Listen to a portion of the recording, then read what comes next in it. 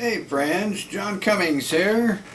Going to talk to you about the old way of film. Remember in the old days? Let's go back to, say, 1950. I just saw a demonstration on YouTube here for the old Reliant Brute Arc.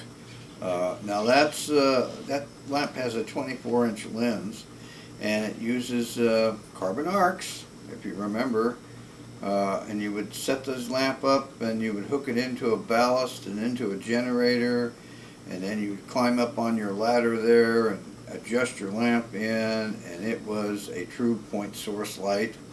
The remarkable thing about this particular lamp is it didn't have a reflector. The light coming off onto the scene was a true point source because the light was actually coming off the carbons themselves. So you could actually change the focus of the lamp and spot the light down or flood it out. You can use blue flame carbon arcs for daylight and yellow flame for 3200K with some filterization, depending on what you want to do with it.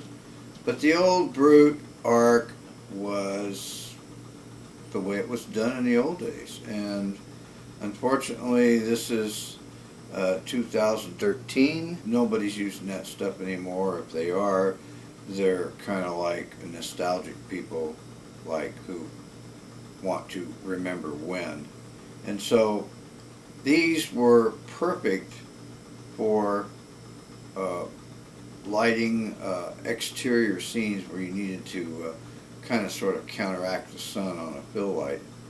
So the Brutes were very good for that. In most cases on the set you might find 2 or 3, depending on how big a set you had. So the old Brute arc is something that's history. It was manufactured in 1947 by Mole Richardson, and it's been around ever since. And I suppose if you shopped around on the internet you might find one for sale. Possibly you could find one that somebody still has that would rent to you. Compare that to HMIs. HMIs are rather expensive lights. You can rent a nice HMI that will put light out about 24,000 watts of light, and a nice big lamp. And those things rent for about $400 a day, where you could probably rent a Brute arc and hook it up to a generator for about half or a third of that. I remember renting these lights many years ago when you could actually rent a Brute for about $40 a day. And then of course you needed an operator who knew what he was doing. And it was the quintessential light source of its day. HMIs have, of course, replaced those, and new lighting systems are coming up now. We have now LEDs, we have fluorescence. There's a myriad of various light sources out there today. So if you're shopping for lighting, from my standpoint, from what I'm using currently are LEDs, usually the 1x1 light panels. And they also make some very nice small Fresnels that have little LEDs in them. So they're cool. They don't take much current. You can run some on batteries. Some of them are bicolor, which means you can have 3200K, or you can turn a knob and get daylight. So the state of the art of lighting has really changed in the last 3 to 5 years. So, but going back to 60s and the 70s, the Brute arc was basically standard on any film set and was used all the time. So that's my take on the Brute arc. They also made a couple others too. They had a lightweight arc, which was a little smaller, and then they had, of course, the biggie. The big light was the Titan. It was a 450 amp lamp, and it would put some light out. So Mole Richardson had the lighting sewed up. They had everything that you needed. They probably supplied all the studios with 95% of their lighting equipment, and as well as grip equipment too. So things have changed. We're not, this is not your grandfather's soundstage anymore. We're now in digital video, digital cinema, and so things have really changed. Even I'm 67 and I've seen things come and go, and I have to, of course, with computers and stuff, you got to learn a new way of doing things if you want to get anything done. And so it just depends. You take people like me stuck back in the 60s and 70s, we're more mechanical than electronic. So today you have to learn how to operate software to make things happen for you. I will say this, there's not a lot you can't do with a computer editing. You can do all your effects and everything there. You can do green screen. You can do everything.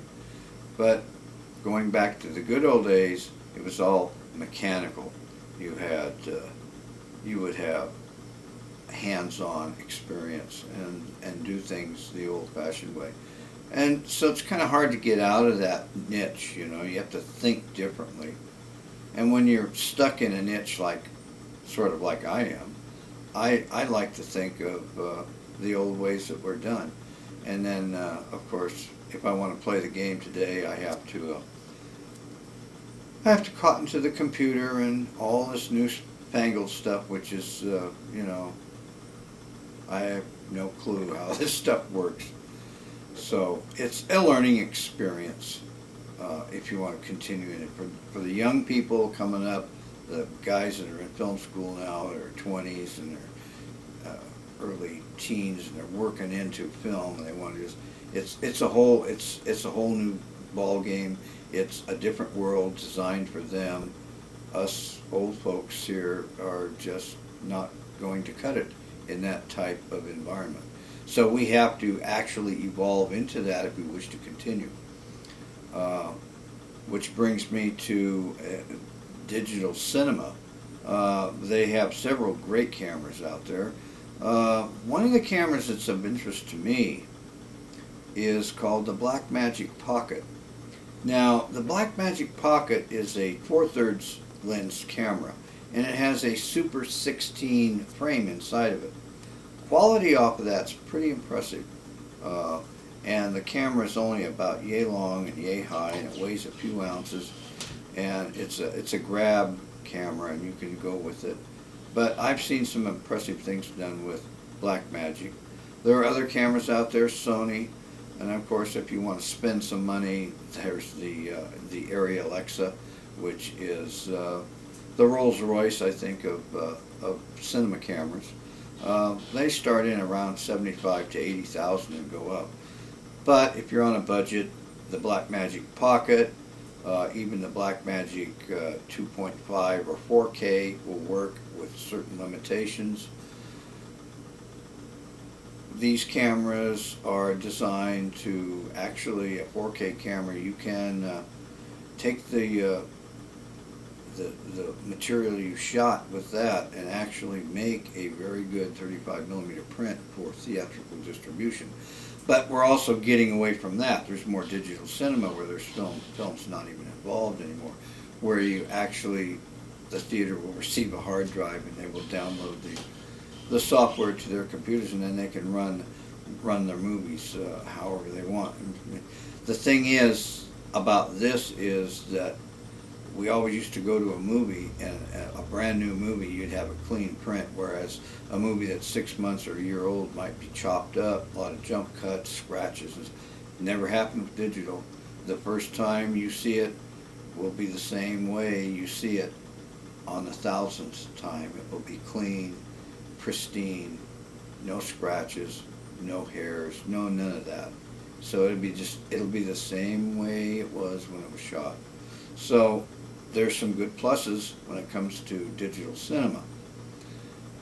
They still shoot 35mm though. Panaflex and Panavision, they're out there. Aeroflex is out there. They're still shooting 35mm film. But I think probably I won't see it probably in the next 10 years to 15 years, I think all those film cameras will become museum pieces. And like the BNC, that started it all in the 30s and the 40s, the big heavy camera that you needed a dolly for, that's a museum piece now. They very seldom see them used anymore. It's lighter, quicker, faster. Uh, with those cameras, you couldn't get the setups you needed today. It's not unheard of to have 50 setups a day with Cinema Digital. So you can take a 4-week shoot and cut it to a week because you can do more setups. So digital has its place. It's going to become the new default cinema. Film will just sort of slowly fade away, like 16 millimeters completely gone. You can't very seldom get any 16 millimeter stock at all unless it's many, many, many years old. So there's a format that's been given an honorable funeral. I myself have done a lot of stuff in 16 millimeter. I have a Bolex, which is a great museum piece, and that's about all it's worth. It's a fine piece of machinery that's Swiss-built precision, and I have it sitting on the shelf, and well, that's just the way it was. And so anyway, welcome to the new world of cinema, and embrace it or sell real estate.